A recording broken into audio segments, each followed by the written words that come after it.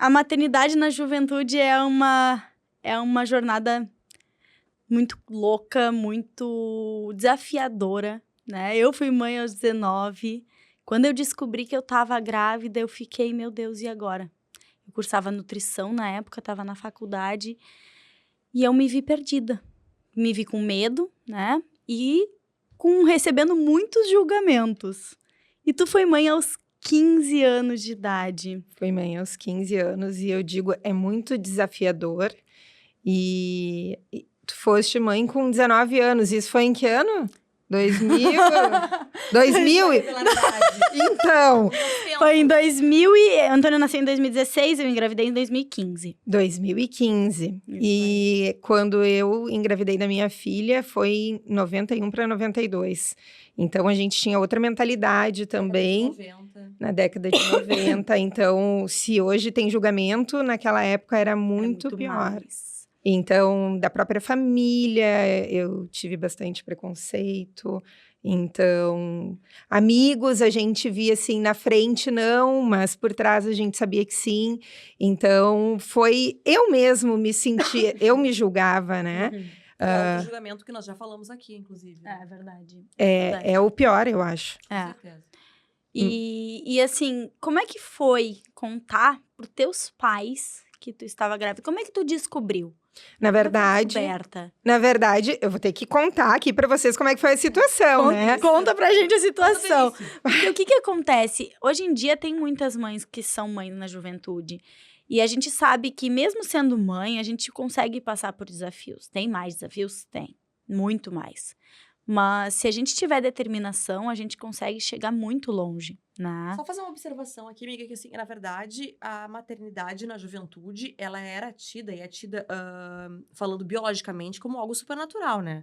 Quanto mais cedo a mulher tem um filho, isso, a mãe natureza, ela é muito sábia. Muito mais fácil de se recuperar. Né? Tu te recupera, tu tem mais disposição, o teu sono, tu consegue... Então, assim, biologicamente, eu acho que é uma coisa muito ok, né? Só que, claro, nos tempos modernos, né, nos tempos atuais, a coisa mudou, se reconfigurou, né? Tanto que, antigamente, os avós tinham uma participação muito efetiva na educação das crianças por parte dos avós. As mães, na verdade, eram genitoras, né, e tal, mas quem educava eram os avós. E se esperava muito que a mulher tivesse filho, casasse cedo, tivesse filho cedo. E hoje em dia, não. Hoje em dia, as mulheres estão priorizando os estudos, a carreira. Então, quando tu te dá conta, tu tem 35, 38, gente... E não fui mãe ainda. Eu não fui mãe. E tem aquele desejo de ser mãe. É um movimento, na verdade, reverso ao que as nossas avós viveram, por exemplo. Mas então, vamos lá, Janine, conta pra gente como é que foi esse momento de descoberta da gestação. Eu tinha um namorado e eu tive uma relação, que, claro, a gente sabe que é um desastre, a primeira relação. E na segunda relação que eu fui ter, que foram meses depois, eu acabei engravidando. Então, a gente pode dizer que eu tive um pouco de azar. Eu tomava o anticoncepcional, mas era aquela coisinha, esqueci um dia, pulou, eu vou tomar 2 no outro, não tomava com aquela regularidade e achava que nada ia acontecer. E eu acabei descobrindo que eu estava grávida 4 meses depois. Nossa. Porque era muito nova, tu não conhecia também o teu ciclo, não, tava totalmente desregulado. Então, assim, vinha, mas não era com a mesma regularidade, vinha pouquinho fluxo, e eu achava, não, Até porque aos 15 anos, hoje em dia as crianças estão menstruando com 14, 15 anos. Na época, eu fiquei com 12 anos. Eu menstruei com 12. É cedo, né? Mas ainda não conhece o corpo. Exatamente. Né? E tu diz como é que foi a descoberta, o momento da descoberta? Não, aí foi muito tenso. Na verdade, eu não... Passa pela cabeça, mas tu não tem, não é nada, não é nada. E aí, no mês que não veio a minha menstruação, aconteceu de eu ter um episódio de enjoar e vomitar. E aí, a minha mãe ficou desconfiada. Ela disse, não, peraí, vamos fazer um exame. Só que, assim, a situação da minha família, ela é quase uma novela mexicana, assim. A minha mãe também foi mãe nova, com 19 anos, e ela não casou com meu pai, ela namorou com ele, depois ela casou com o meu padrasto, teve uma filha, ficou um tempo casada com ele, se divorciou e voltou para o meu pai biológico. Nossa. Então, assim, eu fui morar com meu pai biológico, conheci ele com 12 anos, mais ou menos. E aí, então, eu Mas tu conhecia ele antes? Não Conheceu conhecia. ele nesse momento. Mas é que nem eu, mais ou menos. Eu não conheço meu pai até hoje. Eu conheço a minha irmã, mais nova que eu. Eu tenho um irmão também que tem a idade do Antônio, inclusive. E não conheço meu pai. Não tenho muito interesse. Eu tinha o meu pai, que era o meu padrasto, que eu chamo de pai até hoje, que supriu essa necessidade, enfim, então eu sabia. Até os teus 12 anos. 11 mais ou menos, assim. E aí foi quando eu conheci o meu pai, a minha mãe se reencontrou com ele e eles foram morar juntos. Ela já estava divorciada, enfim. E então foi tudo muito confuso. E ela ficou com teu pai? Ela ficou 25 anos até ele falecer. Nossa, gente. Teve mais... Adorei essa história, que enredo fantástico. Eu digo, é uma novela mexicana. Tem que virar livro. É verdade. Ela teve uma filha depois de mim, eu tive a Bia, que é a minha primeira filha, e ela achou que eu logo ia embora, levar minha filha embora, e ela ia ficar muito apegada, e ela resolveu ter uma filha. Então, com teu pai? Com meu pai biológico. E aí eu tenho uma irmã, que é a tia da minha filha, que tem 2 anos a menos do que ela. Então, é uma história mexicana, eu digo. Como é que foi contar pra tua mãe? Bom, a tua mãe desconfiou. A minha mãe desconfiou, a gente foi fazer o teste e realmente confirmou. E claro que naquele momento, assim, é um desespero, tu não sabe o que tu vai fazer, eu vou ter, não vou ter. Então, assim, sem julgamentos nem nada, na época eu tinha 14 anos, quando eu descobri, ia fazer 15. E foi um desespero muito grande. Meu pai, além de eu recém estar conhecendo ele, faziam 2 anos que a gente estava convivendo, tendo intimidade, ele era policial federal, aposentado, advogado, então ele era uma pessoa muito machista, né? Então, eu não consegui contar. Então, minha mãe ajudou nesse momento, E teu pai chegou a ter outros filhos nesse período que ele ficou afastado da tua mãe? Teve uma filha com outra pessoa. Então, tem uma filha tem uma irmã por parte de mãe, uma irmã por parte de pai e uma irmã dos dois. A mais velha e a mais nova são dos mesmos pais, então... Isso dá quase um outro podcast, né, pra contar essa história. Legal. Tá, mas aí tu não contou pro teu pai, a tua mãe que contou daí? Sim, ela e aí, como é que teu pai recebeu aquela notícia? Foi muito difícil num primeiro momento. E aí que eu acho que é um dos grandes erros, assim, dos pais de adolescentes que acabam engravidando. Não, tu vai casar, não me interessa. Eu quero que a minha filha não vai ter filha, não vai ter filho e vai ficar solteira. Vão casar, vão morar, nós vamos alugar um apartamento, vocês vão morar... E eu tinha 15 anos, exatamente. Quantos anos o pai da tua filha? A mesma idade que eu. São 2 crianças. Imagina 2 crianças morando sozinha, cuidando de mais uma criança. Meu Deus. Ele tinha 15 anos. Porque na fase da adolescência... menino, né? O menino ainda é mais... Ele era muito mais imaturo, né? Tanto é que é até hoje, né? Porque ele, no fim... Não assumiu. Que os homens começam a amadurecer assim, após os 50 anos. Ou apodrecem direto, né? Pois então. Não vamos julgar. Mas, enfim. Então, naquele primeiro momento, assim, foi muito tenso, foi muito difícil. Mas, enfim, eu acho que eu sempre fui muito obstinada e sempre tive muita certeza do que eu queria. E quando eu resolvi, vamos ter a Bia, enfim, eu não sabia que era uma menina e depois a gente veio a descobrir. A única coisa que eu sabia é que eu não podia ficar para trás em relação aos meus colegas de escola, eu não podia deixar a minha vida para trás, então eu sempre tive essa determinação muito grande, assim, eu vou ser mãe, mas eu vou suprir as necessidades da minha filha. Então, me arrepiei. Eu via muita história de meninas que tinham filhos e deixavam para os avós, entregavam para doação. Adoção, não é doação. E isso nunca foi uma hipótese para mim. Então, desde aquele momento, Mas que madura, né, Janine? Porque a tendência das meninas é também meio que deixar os estudos de lado, não ter muito essa consciência da importância disso, né? Eu acho... De certa forma, tu já tinha também uma base, a tua mãe, enfim, teu pai, eles... Eu acho que isso foi tão forte para mim, eu sempre digo para minha filha, eu tenho, assim... ela tem uma participação gigantesca em quem eu sou hoje e a pessoa que eu me tornei, porque se não fosse ela, foi muito difícil, foi muito difícil.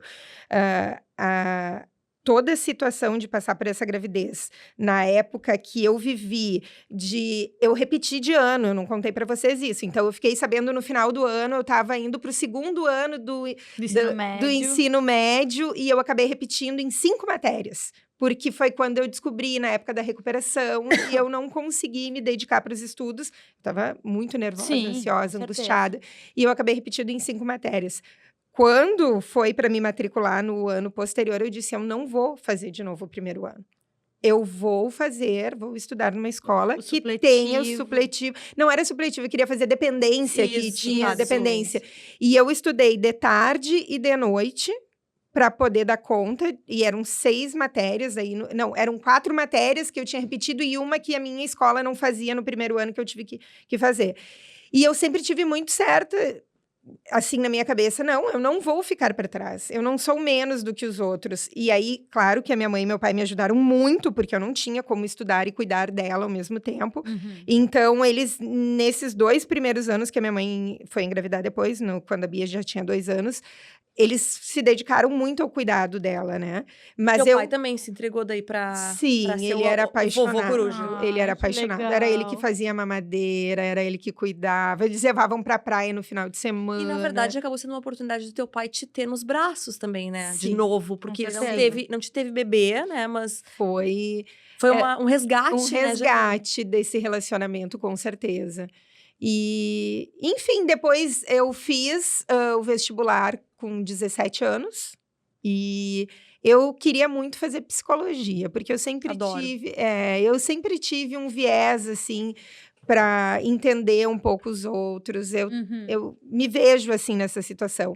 E meu pai, muito duro que ele era, ele pegou e disse assim, ok, tu quer fazer psicologia? Tu estuda e passa na faculdade pública, na URGS. E eu vou te ajudar com a faculdade, mas desde que tu faça direito. Porque ele era formado em direito, era advogado, ele queria que eu seguisse. Então, com 17 anos, com uma filha, eu peguei e disse, não, eu não vou conseguir passar nesse momento, enfim. E fui para a área do direito e realmente passei no primeiro vestibular. E financeiramente, teus pais te ajudavam com a Beatriz? Eles ajudavam, sim, porque a gente morava com eles, né? Então, meu pai desistiu da ideia. O pai da Beatriz. Eu namorei com ele porque foi um namoro de 9 anos. Então, eu comecei a namorar bastante tempo. Sim. Eu namorei dos 13 aos 22 anos, quase até a minha formatura, assim, da faculdade. Então ele pegou um período ali com a Beatriz, ele esteve junto. Por isso que eu digo assim, ele foi presente enquanto eu estava. Sim. Depois que, por N motivos, a gente não ficou mais junto, ele sumiu da vida dela. Então, não... Lamentavelmente, isso não é uma coisa incomum. Né? Não, é bem comum. A pessoa faz a transferência pro filho, né? Então, termina o relacionamento, é como se estivesse encerrando... Os homens, né, Janine? Os homens. As mulheres...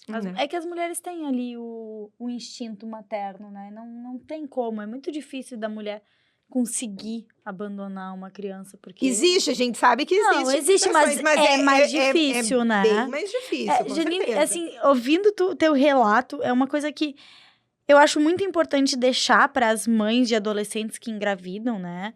A minha mãe também sempre esteve do meu lado. Quando eu descobri que eu tava grávida, eu contei no mesmo dia para ela. Claro, ela levou aquele susto, mas ela me apoiou desde o primeiro momento, né? Porque, que nem tu disse, a grande maioria dos adolescentes pensa em, vou tirar, quero seguir minha vida. Então, ter o apoio dos pais ali, nesse momento, é de extrema importância, né? Porque é uma vida que tá ali, tá sendo gerada, é uma vida que vai mudar a tua vida, com certeza, mas vai te tornar uma pessoa melhor, né? No meu caso, eu posso dizer com certeza, porque, assim, eu tive muito mais fibra, muito mais garra para poder ir atrás do que eu queria, do que eu tinha vontade de fazer e dar para minha filha.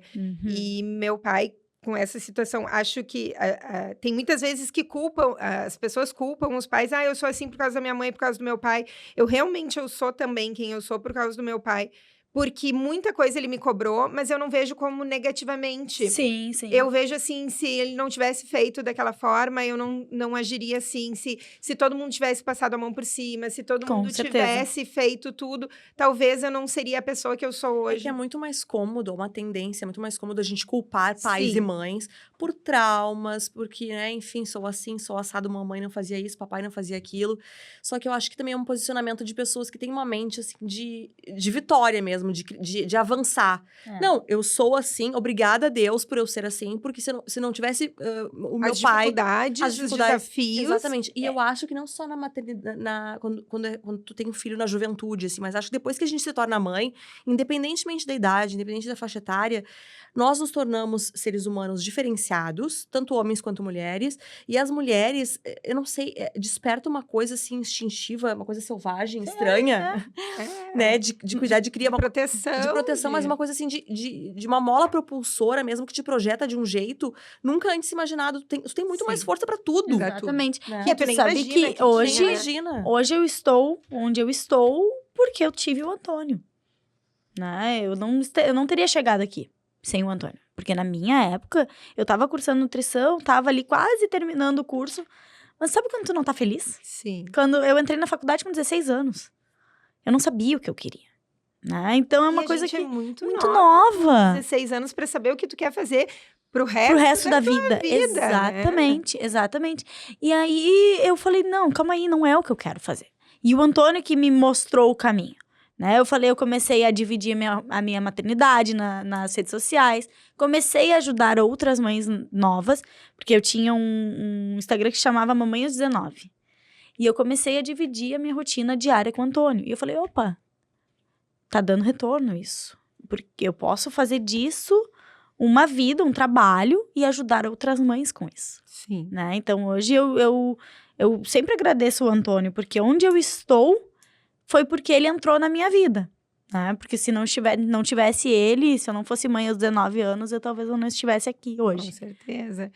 E filhos são escolhas. Eles dizem, né, que eles nos escolhem também. Eu sempre, antes de dormir, agradeço os meus filhos, digo, Vitor, Nicolas, muito obrigada por terem escolhido a mamãe, porque vocês são a bênção de Deus, assim. Claro, tem momentos que a gente enlouquece. Sim, perde a paciência. São desafiadores os momentos que uma mãe enfrenta, assim. E mãe, porque pai, ok, por mais presente que o pai seja, é a mãe que encara a coisa, assim, intensamente, assim, na carne, no sangue.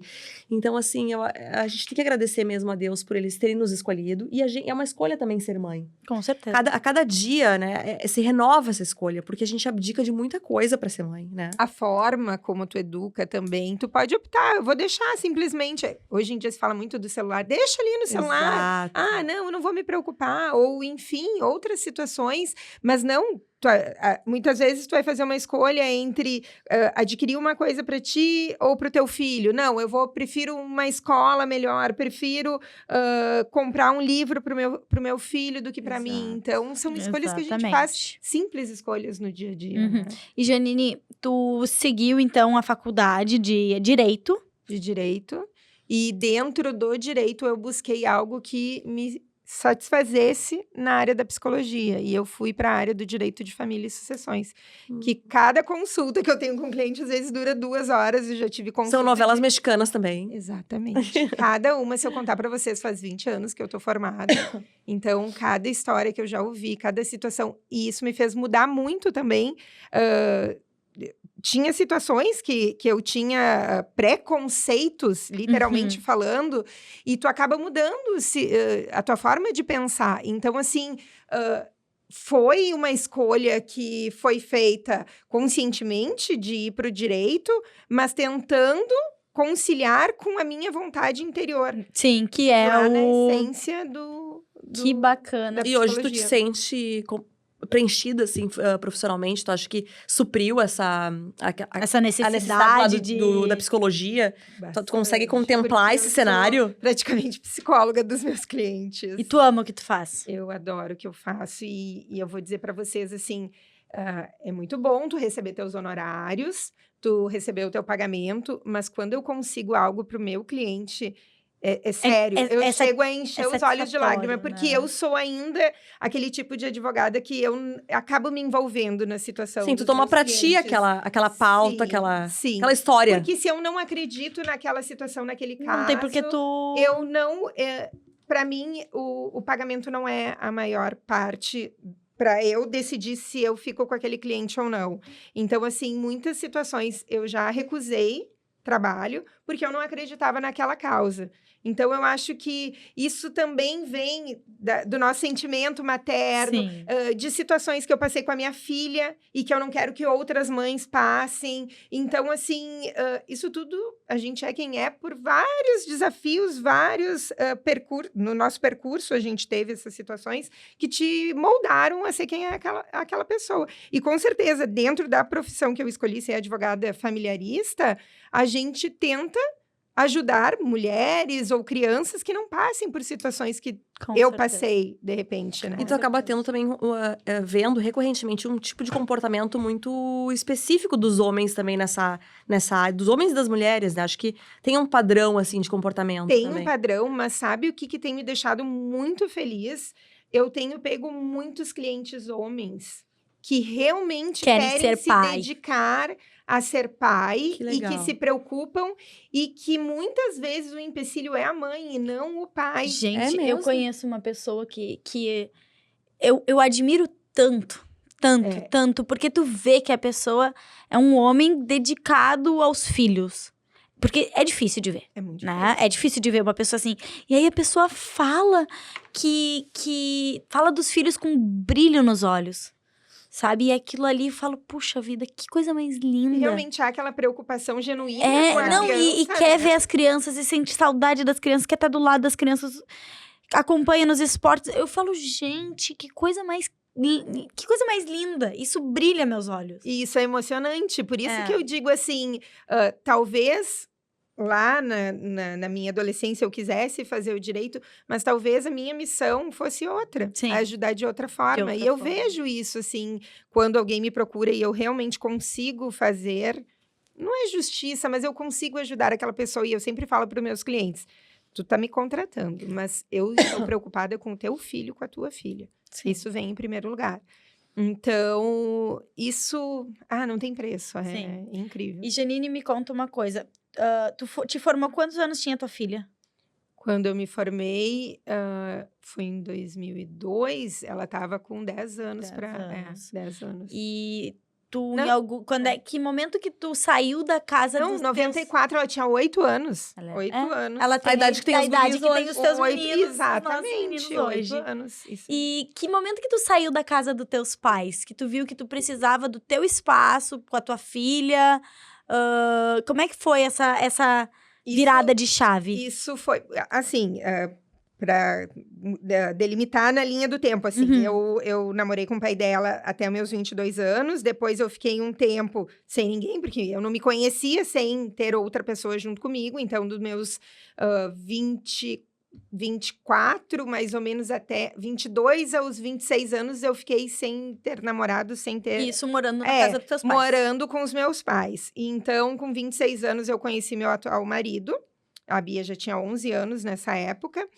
E eu sempre tive comigo que a minha filha nunca ia ficar com os meus pais e eu ir morar sozinha. Ela foi junto. Ela, ao mesmo tempo, eu sabia que lá na casa dos meus pais, ela tinha... alimentação, ela tinha conforto, então eu também não podia levar ela para passar necessidade em algum lugar. E eu fui montar o meu escritório com 27 anos. Então, eu trabalhava com meu pai quando eu me formei. E aquilo também não me satisfazia. Eu ia sempre ser a filha dele, né? E no final das contas, eu acabei montando meu escritório. E no início, quando a gente monta o escritório, é tudo muito difícil, né? Então, até ter uma carteira de cliente. O resultado vem com alguns anos, né? Com certeza. E eu tinha essa vontade muito grande. E sempre falei pro meu atual marido que eu quero morar, eu e a minha filha primeiro, pra gente ter essa experiência nós duas. E depois nós moramos juntos. Os 3, enfim. E realmente foi isso que aconteceu. Então, quando eu estava com 29 anos, foi quando eu consegui me estabilizar no escritório. E eu consegui pagar o aluguel, eu consegui comprar todos os móveis da casa, eu pagava a escola dela. Gente, que determinada. Eu pagava as despesas do escritório e eu coloquei ela numa escola particular. Eu dizia, não, ela não vai sair da escola. E o teu atual marido já tinha filhos? Não, ele não Mas ele tinha o desejo de ter? Sempre teve. E ele adotou, de certa forma, a Beatriz?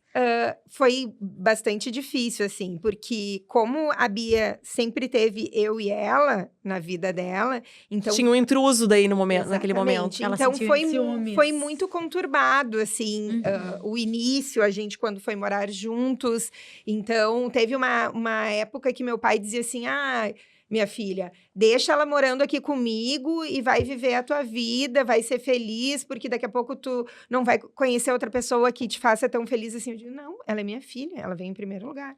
Eu não vou sair, eu não vou deixar ela morar em outra casa que não seja comigo, ou seja ela morando na casa dela. O Antônio sempre morou comigo. E ela nunca manifestava também o desejo de ficar com os avós e te deixar assim, não, tipo assim. Sempre queria ficar contigo. Que coisa mais linda, coisa mais querida. Então, a gente tem um relacionamento muito forte. Foi muito conturbado uma época. Na adolescência dela, foi muito conturbado. Porque, sim, ela tinha a ausência do pai. Ela tinha a não aceitação do meu novo namorado, companheiro. Sim. Então, por um tempo, foi complicado. E ela não se achava, assim, o que ela queria fazer. Então, foi muito difícil, assim, esse momento.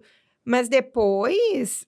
Nossa, hoje em dia, eu digo, super bem. Foi a melhor coisa que aconteceu na minha vida. Ela é minha melhor amiga, ela é minha parceira. E ela se dá bem com o teu companheiro? Hoje, sim. Hoje Mas ela não mora aqui mais, né? Não, faz 5 anos que ela não mora mais aqui. Nossa. E ela morava com vocês até então? Morava até então. Aí foi quando ela decidiu, os meninos tinham... Aí eu engravidei dos meninos, né? Dos gêmeos. O Ângelo queria muito ser pai, porque por mim eu já tinha encerrado. E foi natural a gestação de gêmeos? Não.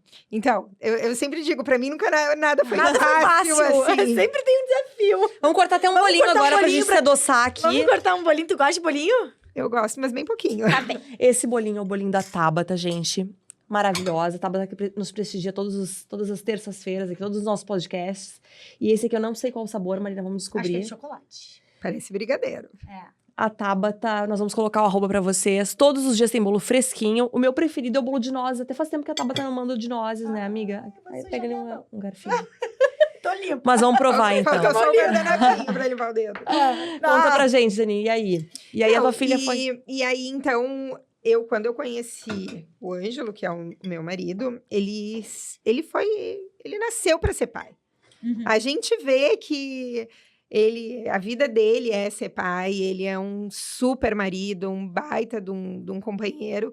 E eu dizia para ele, não, eu não quero engravidar, eu já tô satisfeita, não quero mais ser mãe. Já passei por uma dificuldade. Exatamente, foi bem difícil e agora que eu estou conseguindo ter um pouco mais de independência, a gente viajava muito, eu tinha uma vida, assim, social muito intensa, eu trabalhava muito, eu ia às 8 da manhã para o escritório, às vezes saía às 8 da noite, 10 da noite, trabalhava final de semana. E filho de certa forma, o filho... impede que a gente tenha essa liberdade, né? Com certeza. No momento que tu assume ter filhos, a gente sabe que vai ter que abdicar de muita coisa. Exatamente. Pelo menos por um tempo. Exatamente. E aí, vieram gêmeos, com um tratamento, fizeram um tratamento. Isso, daí eu tinha, na verdade, as trompas interrompidas. Eu usei DIU por muitos anos da minha vida. Coisa aqui, ó. E eu não consegui engravidar naturalmente, porque eu não tinha problema no útero, no ovário, não tinha problema de esperma, nada, mas enfim, eu não conseguia engravidar, porque era como se eu tivesse feito ligadura. Então, nós fizemos a fertilização, e o médico, no momento da fertilização, eu tinha 36 anos, ele pegou e disse, vamos colocar 3. E eu disse, nem pensar. E ele colocou 2. Eram 2, porque o Ângelo sempre quis ter 2 filhos. E eu sempre disse pra ele, eu não vou ter 2. Eu vou engravidar apenas uma vez e te contenta com esse um filho. Pelo menos eu vou te dar apenas um filho. E eu digo pra ele, tu é tão sortudo, que vieram 2. Porque todo mundo dizia, né, que na fertilização, geralmente a gente não consegue de primeira, não ficam todos os embriões e tal. E eu tinha certeza absoluta que se eu colocasse 3, viriam 3. Se eu colocasse 2, viriam 2. Mas eu ficava... Tu sentia, assim, no teu coração que ia ser menino? Teve alguma coisa, assim, de... Não. Eu não... Desculpa. Não foi nada, imagina. Eu não tinha essa convicção.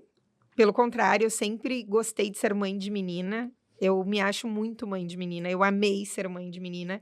E eu fiquei muito triste quando eu não tive uma menina. Eu fiquei triste quando eu soube que era menino. E daí... A gente, assim...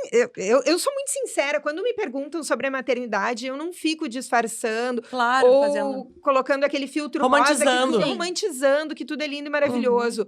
Mas não é por causa disso que eu não amo os meus filhos do jeito que eles são. Então, naquele momento, sim, eu fiquei... Primeiro o baque foi 2 filhos. Segundo baque foi que não veio uma menininha. Sim. Mas, enfim. E deixa eu te perguntar mais uma coisa.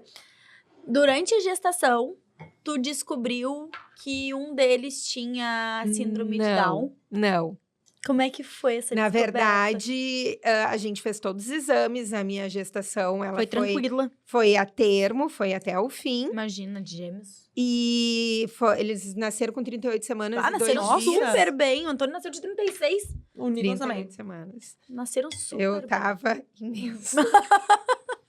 Normal. Pra eles foi tudo bem, mas pra mim já não foi Eles tão são de que bem. mês? São de março, dia 31 de março. calorão ainda. por cima. Calorão. O Antônio nasceu em janeiro. Mas pedacinho ali, amiga. E aí, no final das contas, todos os exames que a gente fazia, sempre as medidas, estava tudo normal. dentro da normalidade, muito parecido dos dois. Então, quando o Lorenzo nasceu, a gente nem desconfiou.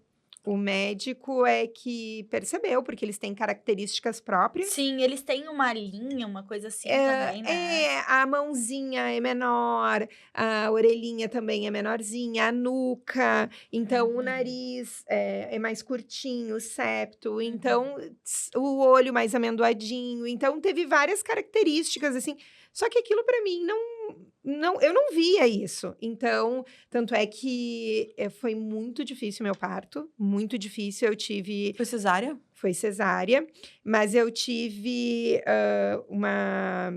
Como é que se fala aquilo? Uma aderência do útero. No intestino. E eu sangrei muito. O médico levou mais de 1 hora para estancar o sangramento. Foi uma cirurgia de risco, então. Foi bem complicado. E aí tu nem tava... Ele falou na hora que tu descobriu? Não, ele falou depois. Ele falou pro Ângelo, o pediatra, conversou com o Ângelo. E meu sogro também, ele é médico, tava junto lá. E aí ele conversou e o Ângelo segurou aquilo quieto, ele sozinho. E tu não sentiu que ele tava um pouco diferente, assim? Nada. Tudo nada. normal. Pra mim, ele só chorava menos, assim, ele era mais quietinho. E o médico pediu, como eu tava muito debilitada, eu tava muito fraca, que ninguém contasse nada por um dia, assim, até eu me recuperar um pouco. E aí, depois, no primeiro dia, passou eu tava sem levantando da cama, o médico foi de uma forma horrível. Isso é outra situação. Como os médicos não têm nenhuma humanização sensibilidade. nenhuma, né? Eu passei por um momento... Era o teu médico? Era um pediatra. Era um pediatra normalmente de plantão? Não era de plantão. Era um pediatra que eu já tinha da equipe médica. Conversado com ele, para ele ser o pediatra dos Mas, meninos. gente, isso aconteceu com o Antônio, assim, quando ele nasceu. Eu tava naquele momento ali, era tudo muito novo pra mim, eu mãe jovem. E aí, quando o pediatra foi dar a alta pra gente, ele cuspiu as palavras. Ele... E não me entregou nada anotado, ou melhor, entregou uma coisa anotada que eu não entendia uma letra que estava escrita. E eu falei, gente, eu tô perdida. E agora? O que eu tenho que fazer? Onde é que eu tenho que levar? Eu tenho que fazer exame? Tenho que levar pra teste do pezinho? Eu fiquei perdida. Então, assim, os médicos, falta essa sensibilidade com as mães que estão num momento difícil, né? E aí, tu já tava num momento bem delicado, porque a tua cirurgia já tinha sido bem difícil. Mas, gurias, se eu contar pra vocês, tinha visita dentro do quarto. Pessoas assim, tipo, era uma tia, uma amiga da minha mãe e do meu pai, que eu chamo de tia, que não tinham que estar ali. E ele chegou pra mim e disse, oi, como é que tu tá? Tudo bem e tal? Tu percebeu que alguma coisa diferente num dos teus filhos? E eu disse, não percebi e tal. E ele disse assim, provavelmente um deles tem uma síndrome.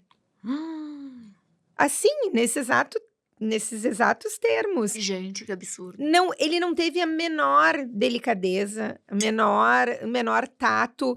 E aquilo me deixou num baque tão grande, assim, tipo, peraí.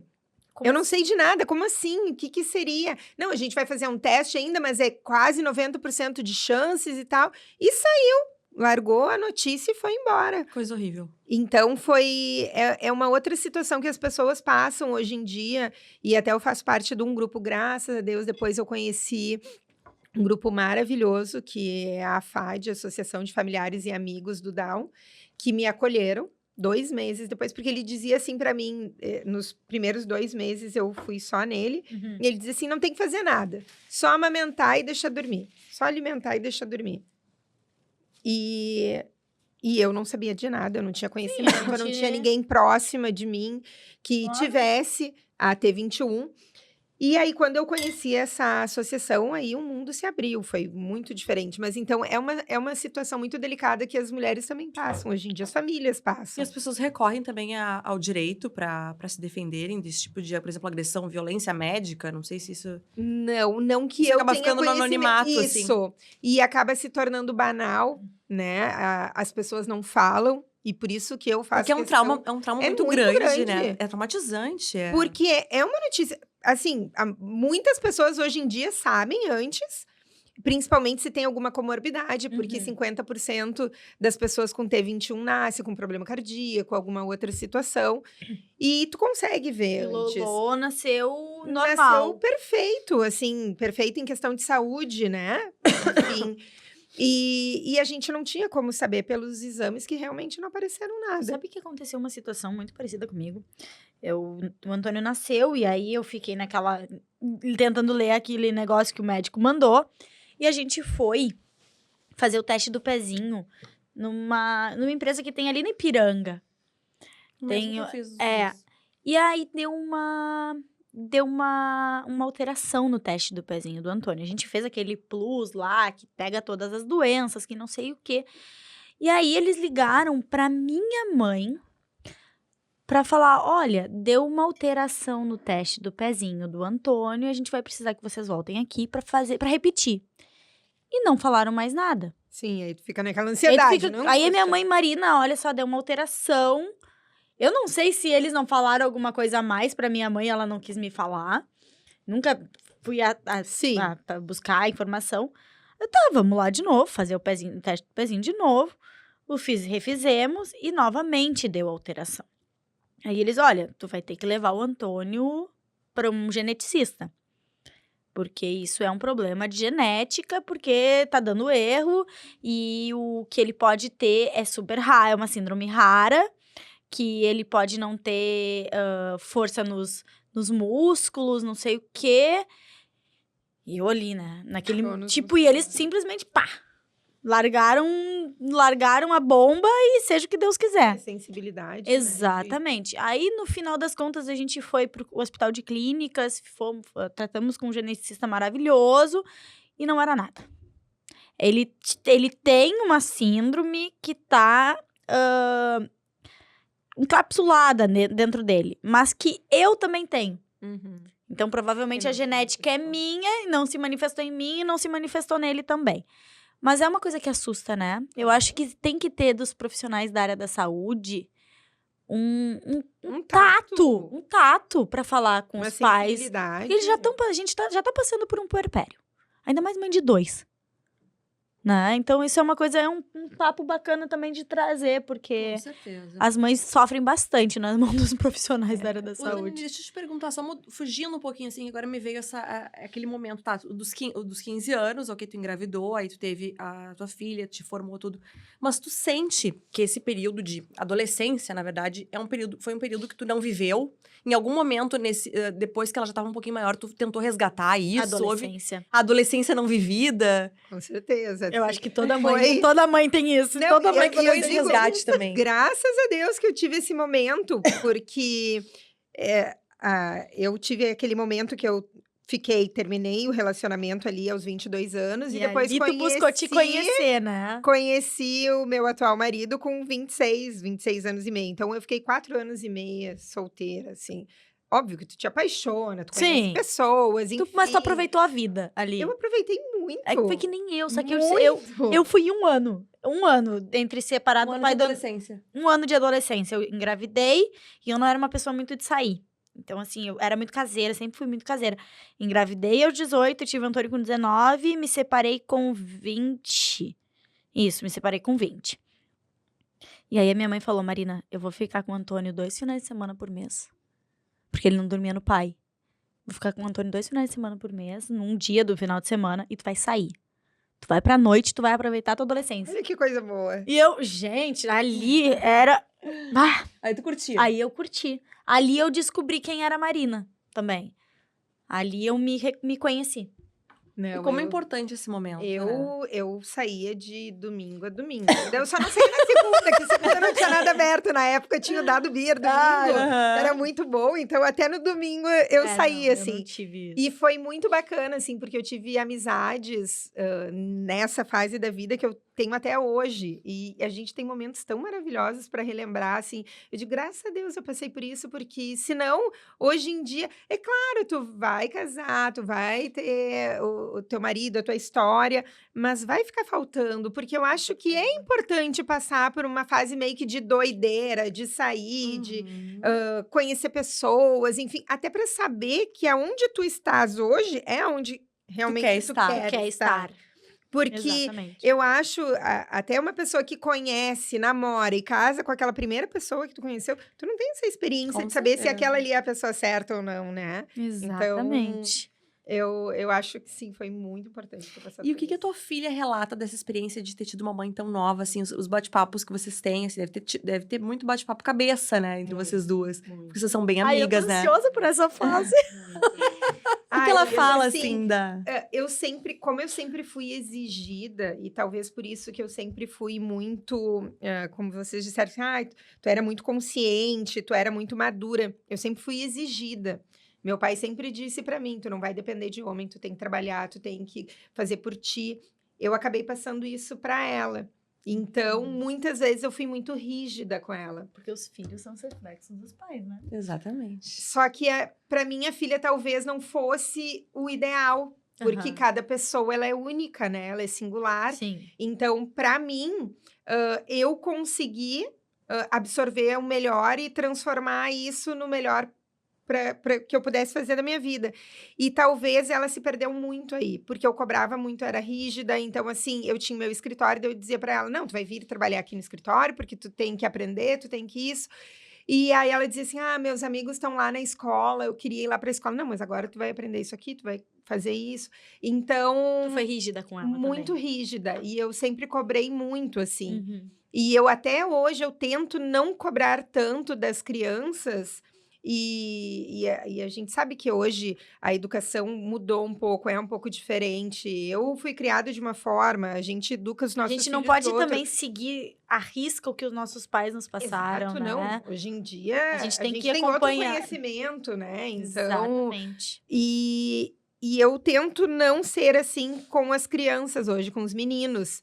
Mas a gente guarda um resquício daquilo. Eu me cobro muito, eu faço terapia, porque...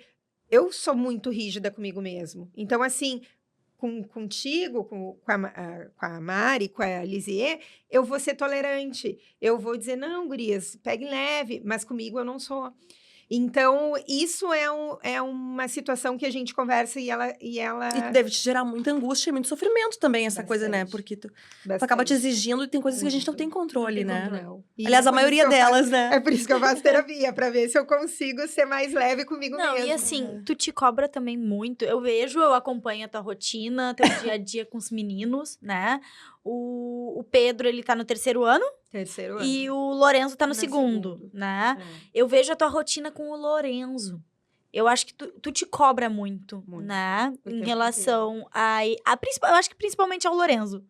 Ou não, tô errada? Também tem com o Pedro, porque o Pedro, ele sente muito a diferença... de atenção. Da atenção que o Lorenzo tem. E às vezes não é nenhuma atenção boa. Às vezes é... Lorenzo não sobe aqui. Lorenzo não faz isso. Lorenzo aqui... É o próprio puxão de orelha, assim, puxão de orelha que eu falo não literalmente, mas é aquilo. Lorenzo, não mexe aqui, não mexe lá. Viu? O Lorenzo tira toda a atenção. Vocês são sempre do time do Lorenzo. Então, ele cobra muito. E aí, nesse dia a dia, eu tento sempre estar equilibrando essa situação. Sempre te cobrando. Sempre. Eu tenho que fazer coisas com o Pedro. Eu tenho que fazer coisas que ele se sinta amado, que ele se sinta também individualizado como filho, que só ele faça. E eu digo para o Ângelo também, Ângelo, sai com o Pedro, faz alguma coisa com ele, faz uma atividade com ele. Então, isso é sim uma cobrança que eu tenho comigo.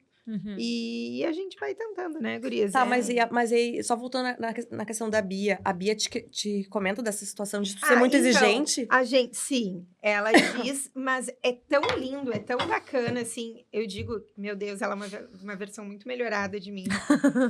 A minha filha, ela é tão madura hoje, que ela diz assim, mãe, eu sei que era o que tu podia fazer, era como tu podia lidar. Então, assim... É que é muito maravilhoso mesmo. E é tão difícil tu ver tu educar uma criança, cada momento, né? Cada fase. Aí tu vê uma menina hoje, uma mulher com 30 anos, que mora sozinha na Austrália, né? Fruto da tua criação, do teu esforço, né? É verdade. Sozinha. Sozinha. E ela é a coisa mais linda, assim, que eu digo não fisicamente, mas por dentro. Ela é a pessoa que me acalma, ela é a pessoa que me dá estabilidade quando eu tô nervosa, quando eu tô angustiada. Se eu preciso de alguma... Ela, mãe, não é assim, mãe, não faz assim. Ela me bota na realidade, assim, e daí eu digo, meu Deus, essa filha fui eu que criei, sabe? Assim, claro, com a ajuda da minha mãe e do meu pai, mas, assim, muito do que ela diz assim, mãe, eu aprendi contigo, eu te admiro por isso. Então, ela passa o tempo inteiro dizendo assim, mãe, eu te admiro como tu é forte, como tu é decidida, como... E aí eu vejo, assim, que tudo valeu a pena, sabe, gurias? Porque foi muito difícil, é muito difícil ser mãe, a gente fazer as coisas certas, porque a gente tá sempre, muitas vezes erra tentando acertar, mas depois de um tempo a gente vê que deu certo, que as coisas, não importa qual caminho elas tomaram, mas deu certo. E tu ouvir a tua filha falando isso... Esse reconhecimento, né? É lindo, é a coisa mais emocionante que tem. Eu fico toda... E ver que as crias deram bom, assim, deu coisa boa, né? Os frutos são bons. É isso aí. E assim, tem caráter, tem bondade no coração. Não é porque tu foi mãe nova que tu não conseguiu passar por essa jornada, né? Independente das pessoas estarem ali te julgando, te botando pra baixo, porque eu recebi julgamentos. Eu falei, tu não vai conseguir ser mãe, tu vai dar teu filho pra tua mãe cuidar. E muito desses julgamentos me fizeram, não, calma aí, eu sou uma pessoa muito orgulhosa. Eu vou provar por A mais B que eu consigo. Cuidar meu filho, coisa de Libra, né? Filho. Libra é desafiado, vai lá e mostra que... E assim, chegaram a falar pra mim, por que tu não aborta? Eu falei, gente, eu não vou abortar. Eu vou fazer disso, do limão, uma limonada. Sim. Né? Meu filho vai ser meu melhor amigo no futuro. E eu vejo que tu tem essa relação de amizade com a tua filha hoje. É muito forte esse elo que eu tenho com ela. Eu digo assim, o Pedro, principalmente, sempre me pergunta, mãe, qual é o filho que tu mais ama? Eu digo, meu filho, cada um a gente ama de um jeito, não tem. Mas assim, de saber que eu criei ela, claro, eu sempre digo, eu nunca excluo a responsabilidade que meu pai e minha mãe tiveram de me ajudar, de se não fosse eles, eu poderia ter estudado, trabalhado, conseguido tudo que eu adquiri, mas eu vejo, assim, muito dela, o que eu era, ou o que eu ajudei ela a ser, então isso te dá um orgulho, te dá uma sensação, assim, de, gente, é o dever cumprido, eu consegui. E eu não digo assim, porque tem muita gente que espera que seu filho faça uma faculdade, que seja tenha muito sucesso, que seja um médico, que seja, sei lá, um ator super famoso, mas de tu ter uma pessoa que foi o que tu disse, Elisê, uma pessoa de caráter, uma pessoa confiável, uma pessoa íntegra. Eu acho que esse é o meu maior presente, assim, da minha filha. Sem dúvida, os guris têm a mesma... A gente comentava isso no programa anterior. A gente educa os nossos filhos em momentos e fases diferentes. Nós somos pessoas diferentes quando estamos educando as crianças, né? Certamente, tu é outra mulher. Tu não é a mesma Janine que educou a Bia e que hoje educa o Pedro e o Lorenzo, né? É outra pessoa. Mas a base a solidez de caráter, de firmeza de espírito, é a mesma. Os princípios. Os princípios. Então, assim, eles vão seguir o mesmo caminho da irmã, com certeza. Isso é certo. É verdade. Porque é a mesma base. A mesma base. Cada um com o seu temperamento, cada um com o seu jeito. E que coisa boa que são distintos, que são diferentes, né? E claro, e fazer desse limão uma limonada. Exatamente. Porque a vida é tão curta, passa tão rápido, né? E os períodos são tão rápidos, assim. Eu tava vendo uma pediatra falar que a gente tem 11 anos das nossas vidas, dos nossos filhos, que eles são crianças ainda. São nossos ainda. São nossos. 11 natais. 11 natais, vocês viram isso? Eu vi. Então, aí os nossos têm 8, né? Meu Deus, eles têm 8. Daqui a pouco, aos 11 anos, é o último. Eles não aquela coisa infantil, essa coisa tão gostosa que a gente vivencia, que a gente experimenta, né? Tem momentos cansativos, tudo que a gente queria se jogar no sofá, assim, ou se deitar na cama e não via mamãe, não, sabe? Mas, ao mesmo tempo, passa tão rápido, né, isso. E tu, como uma menina de 30 anos, tem a plena noção e dimensão disso também, né? E foi tão legal, agora, pegando o gancho do que tu tá falando, ela teve uma fase na adolescência, que é aquela fase, não me deixa na frente da escola, não quero chegar perto, não, mãe, não me beija.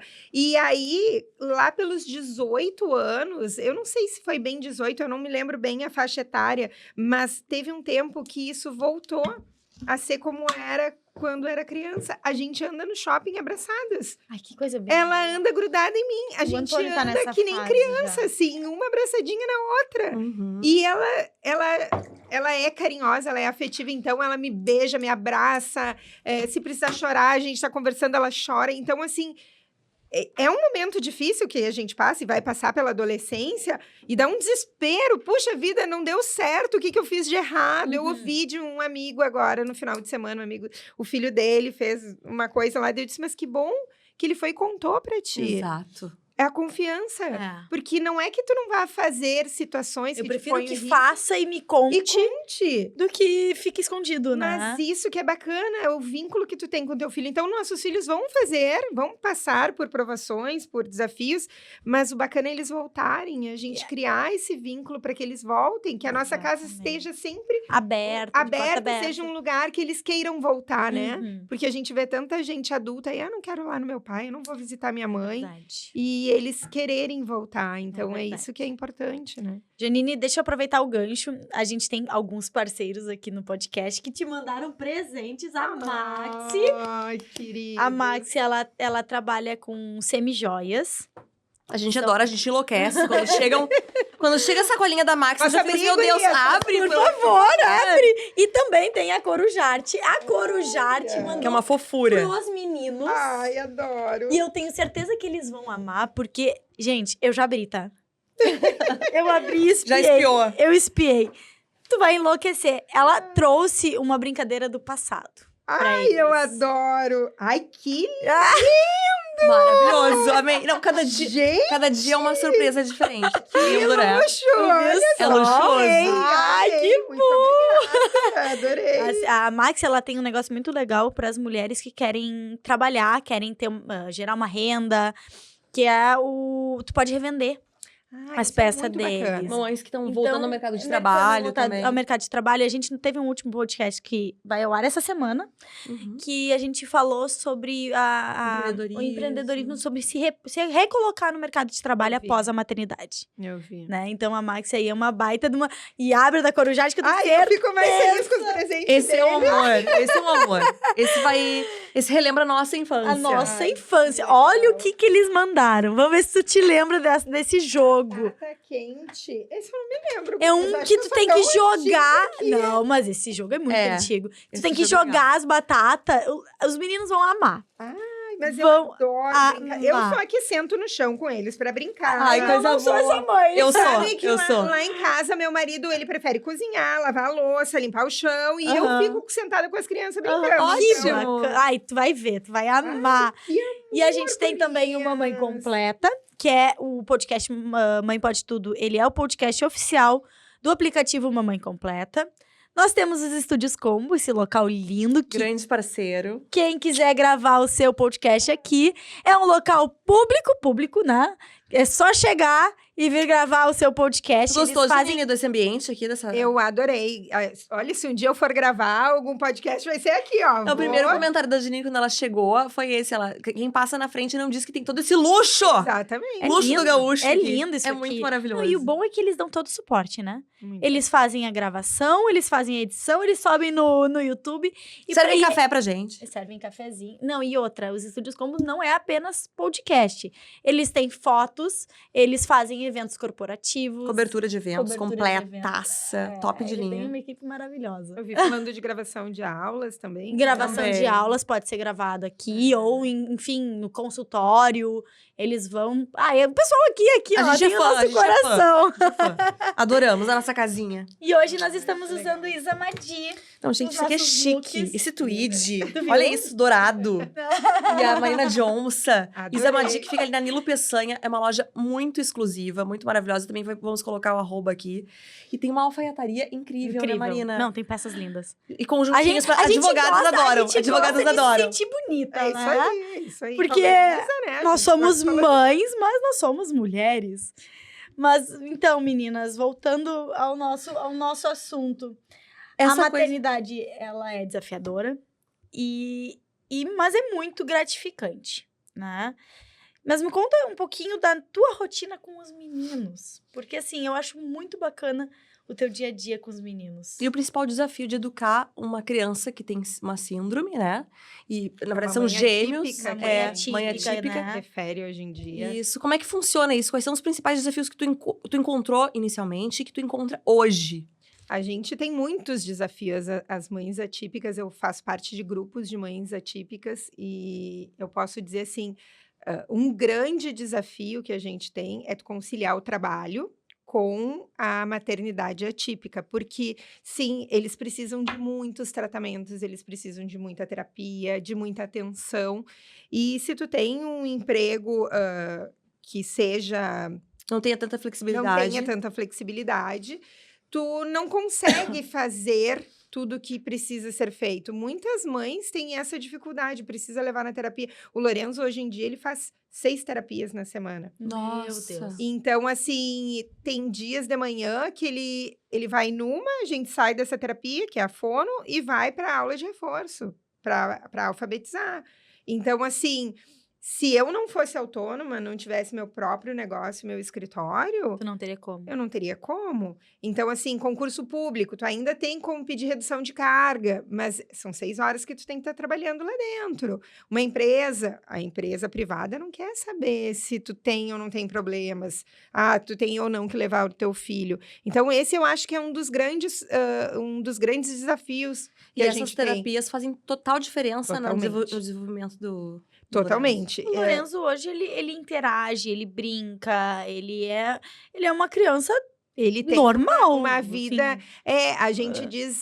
não chega a dizer normal, ou, né? Eu não sei bem os termos, né? Explica pra gente que a gente... Eu não fico nem chateada, porque eu acho que, assim, esse é o papel. Quando eu virei mãe de uma criança que tinha T21, a gente deixou de usar, a gente está tentando deixar de usar a síndrome de Down, porque Down é meio pejorativo. Sim. E muitas pessoas não sabem que esse é o sobrenome do descobridor da síndrome. Então, vem como a síndrome de Down. Down é para baixo, é ruim. Não é. É simplesmente porque foi quem descobriu a síndrome. E, então, existe um movimento mundial para que se fale a trissomia do 21, porque é o terceiro cromossomo 21. Sim. Que... É o cromossomo do amor, né? Porque ele... o Lorenzo... Gente, eu conheço o Lorenzo. Né? Ele é um doce de criança. Ele beija, ele abraça.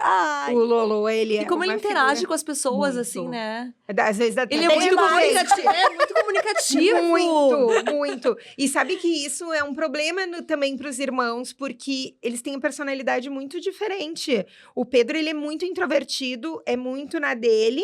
E o Lorenzo, ele é totalmente amoroso. Vereador, exatamente. E o Pedro diz, mãe, não tem quem na escola não conheça o Lorenzo. Verdade. Todo mundo, oi, Lolo. E o Pedro fica ali no cantinho. O Pedro é na dele. E muitas vezes as pessoas chegam, oi, Lorenzo. E esquecem de olhar o Pedro, que tá ali do lado.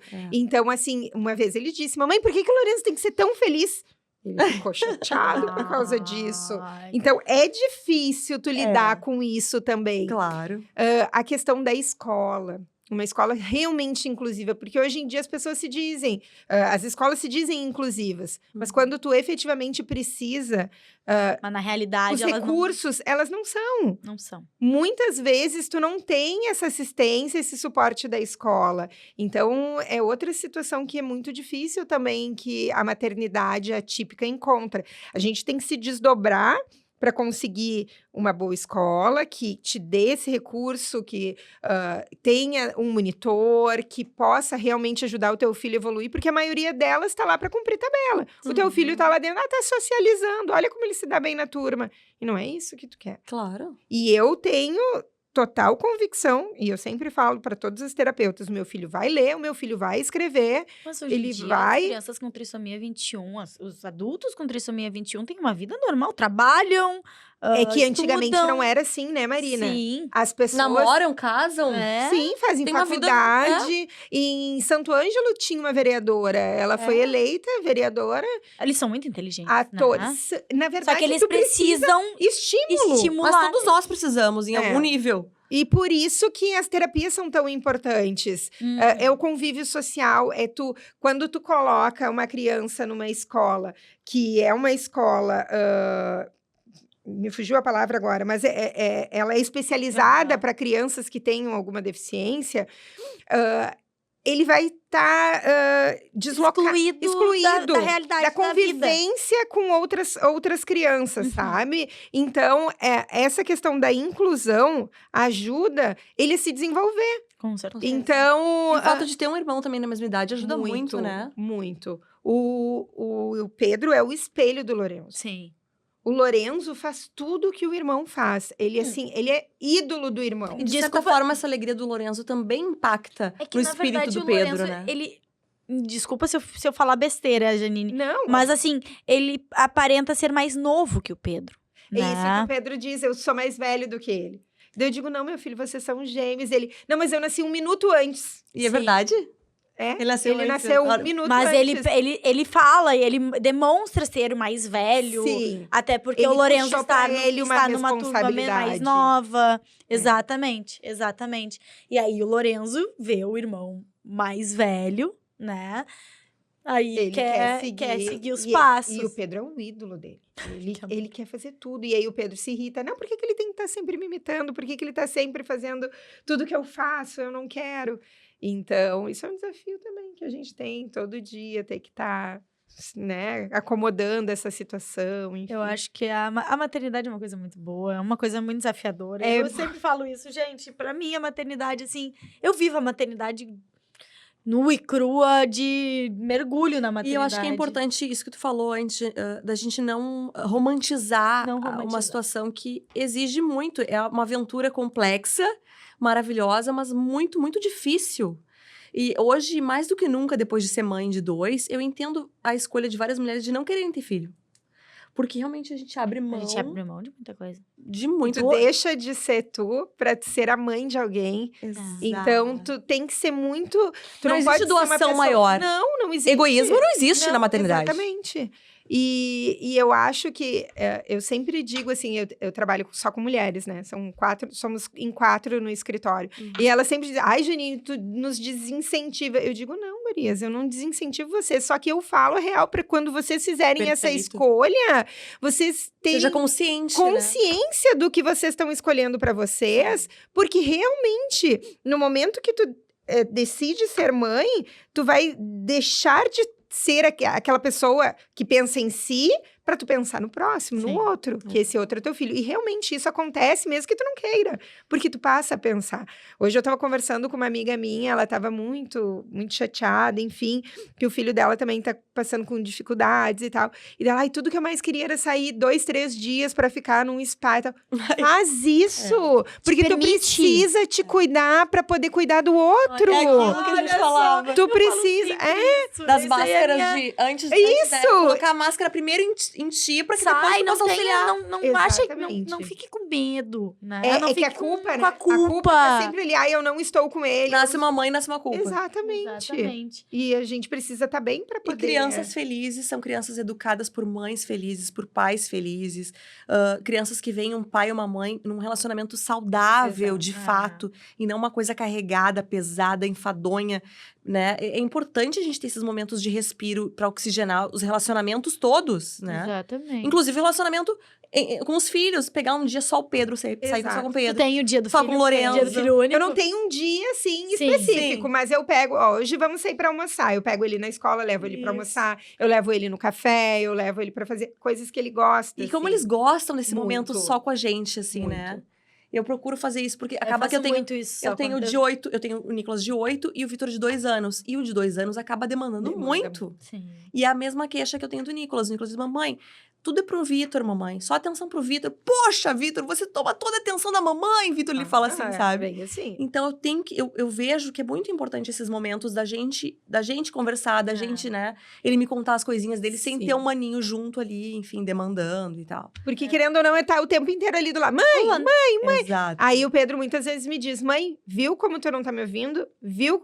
Lorenzo, sai, Lorenzo, ele fala. Porque a gente tá, querendo ou não, ali, sei lá, tá acontecendo alguma coisa, a criança tá caindo, né? O outro filho tá ali se machucando, tu não vai ficar ali, não, eu tô te ouvindo, pode dizer, a mamãe tá aqui pra ti. Então, são situações que acabam demandando que tu tenha que sair daquele momento a dois, né, do teu filho A ali. gente tá se encaminhando pro final. Ah, não. Eu não quero ficar falando de mãe, de ser mãe na juventude. Ai, gente, esse é um assunto que, assim, ó, eu tava louca pra trazer esse assunto, porque eu passei por isso, sabe? E eu me identifiquei tanto com o que tu falou aqui. Marina, tu sabe que quando tu me fez o convite, uma das principais coisas que eu pensei, que bom que eu posso ir contar a história, porque eu realmente passei, não foi fácil, foi bem difícil, e para as pessoas que estiverem passando por isso, as meninas que estiverem passando por isso, para que sirva também como um pouco de inspiração, porque assim, não foi nada fácil, mas dá certo, a gente consegue, gente, se a gente quer dar certo. Nós não estamos incentivando a maternidade na juventude, mas se acontecer, é uma coisa que tu tem que levantar a cabeça. E depende só de ti. Exatamente, levanta a cabeça e vai, mostra que tu consegue. Sabe? Independente da realidade financeira que tu vive, independente da base familiar que tu tenha, mostra que tu é capaz. Nós, mulheres, somos capazes de muitas coisas. E filho vai ser sempre uma bênção, né? Sempre vai ser... Realmente, existem as dificuldades, mas é aquilo que a gente comentava. O filho vai te projetar para situações tão fabulosas, tão magnânimas, de descobrimento de quem tu é de fato, né? Um autoconhecimento, assim, gigantesco, que te obriga a entrar nas profundezas da tua alma. Exato. E tirar, assim, porque não é só... Exatamente, não é só amor, é paciência. A educação exige muita paciência. Não adianta tu amar muito. Se tu não tem paciência para educar o teu filho, porque é um ser humaninho que não conhece nada do mundo e vai te desafiar o tempo todo. Inteiro. Ele quer aprender, ele tá, né, tá descobrindo o mundo. Então, tem que ter muita paciência. E paciência também nesse autoconhecimento, nessa jornada, que é uma jornada muitas vezes solitária, por mais que tu tenha um companheiro, é uma jornada solitária da mãe com a Cris, especialmente nos primeiros momentos, assim, né, quando tu tem aquela criança. Muito. Como é solitário isso, mas também como é revelador e fabuloso. E maravilhoso. Obrigada, Janine. Eu fiquei muito feliz pelo convite. A gente também. Gente, a Janine vai participar mais vezes, porque ela é advogada de família. E a gente tem muito assunto para tratar sobre direito de família, né? É um assunto legal de falar. Casos de família. Casos de família. Novelas mexicanas. Intensas. Até da minha própria vida. Eu acho que a minha própria vida, ela acabou estimulando que eu fosse para essa área, porque assim, o que tem de situação dentro da minha jornada mesmo. Vocês verão a Janine mais por aqui. Se Deus quiser. E tem o @Janine para as pessoas te seguirem no Instagram. Janine Chiattone, se escreve Chiattone. E ele tem seus contatos também pro escritório, quem estiver procurando uma advogada. Quem precisar, estamos aqui. A gente coloca, de repente, o @do escritório também. Perfeito. Isso. Gente, muito obrigada. Obrigada, Estúdios Combo. Obrigada. Um beijo. Tchau.